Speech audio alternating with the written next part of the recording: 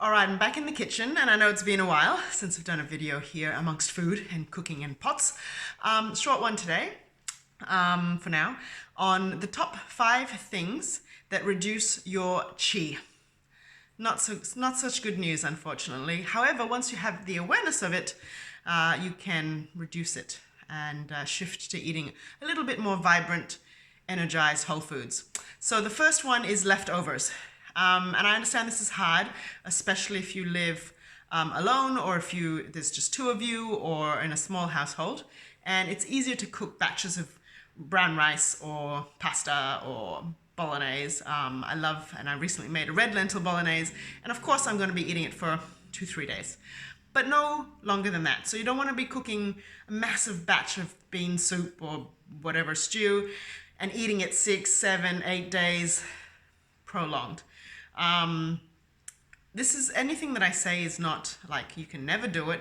Just the fact that foods are left over reduces their chi. So if you're eating a whole food like a cauliflower or I don't know, some spinach or carrots, the longer they are kept from being fresh and being picked actually to sitting in your cupboard or fridge, vegetable drawer, and then being cooked and then being left over in the fridge or frozen, it just loses its vitality. So it's just something to be aware of if you're eating only leftovers. Okay, so try and add something fresh to each meal. So for example, if you're having brown rice that's cooked yesterday, then add fresh vegetables, fresh proteins each day. The second one is frozen foods, which I touched on just now. So if you're eating only frozen meals, everything's like out of the freezer, then there's really not much life force in that food. So again, every now and then, or if you do freeze some things, fine. But there's just not, if you think about the carrot again, or greens, really not as much energy. And hence that affects your energy as well. The third one is ice and cold foods. You're seeing a theme here, yeah? And that just directly harms the spleen and the stomach. An organ pair that really likes warmth. And you'll hear the old Chinese saying of drink warm water and don't drink ice water.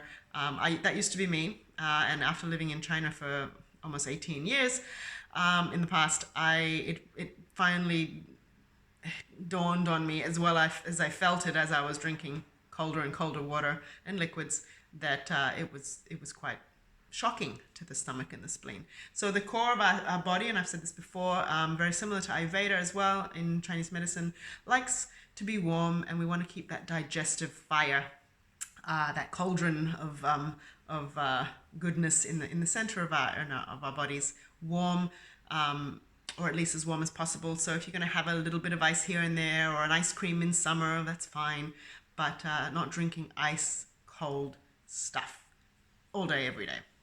Okay? You might not feel it now, but your stomach and spleen will in the long term. Number 4, as much as we love chili and spice and flavors, again, just not too much. It hampers the spleen as well in the long term. So, and of course, I'm aware that if you're, born Korean and you're eating a lot of kimchi, you're going to have a different stomach than me, for sure. But just be aware of that. Again, not every meal, and don't overdo these things, or just know that they affect certain organs in different ways. And number 5, it's a big one, mucus. It's kind of gross. But mucus-forming foods such as dairy, I know, cheese, milk, yogurt, most people are like, no, don't take that away from me. It takes a lot to digest them. They're heavy and dense if you think of this. And I talk about textures a lot in food energetics in my books and my courses. So you can tune in for those, but I just want to plant these seeds and just start thinking about this idea of textures of food and the forms that they come in and the forms that we ingest them in, and how they sit and or absorb or get processed in the body or not. And some of them leave residues. So the whole idea of mucus is this thick, phlegmy, gross kind of residue that will accumulate predominantly in the lungs and spleen, stomach, and the digestive organs. So mucus forming foods also include too much oil and refined sugar, and as I said, dairy. So try and reduce those. Your organs and your 5 elements system, as nature intended, will flow a lot freer, you will have more energy, more vibrancy, and these are just some ideas to think about. So once again, leftovers, frozen foods, ice and cold foods, including ice cream, too much of them.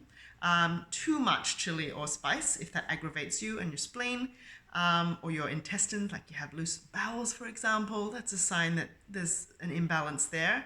And then the last one was mucus forming foods. So be aware of these, reduce them if and when needed, and enjoy food as well. I'm not into guilt and that word attached to food at all, but I just wanted to raise these points and to get you start thinking about food as energy and how it affects you, blocks you, stagnates you, or doesn't give you optimal life and vitality.